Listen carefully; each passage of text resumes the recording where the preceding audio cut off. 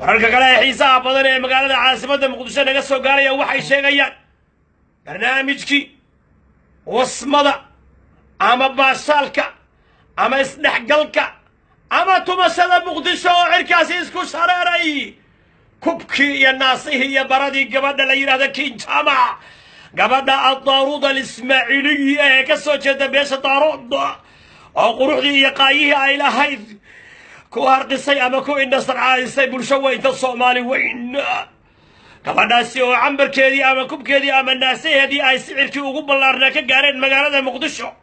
kadib markii hoteelada magaalada muqdisho ay ku dagaalamayaan martigelinta gabadhaasi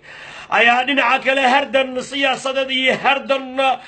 dagaal wuxuu ka dhex dilaacay siyaasiyiinta culamaa u diinka iyo dowladda soomaaliya iyo hay-adaha ay al-shabaab ku tilmaameen inay faafinayaan kiristaamaynta shacabka muslimka ee soomaaliya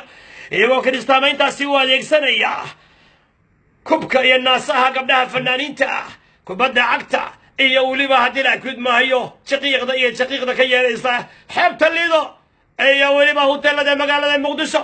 al-shabaab oo wacad ku maray inay dhulka la simayaan dhammaan hoteelada iyo xeebaha lagu tunta ee gudaha dalka soomaaliya iyo barnaamijkana xiisaha badan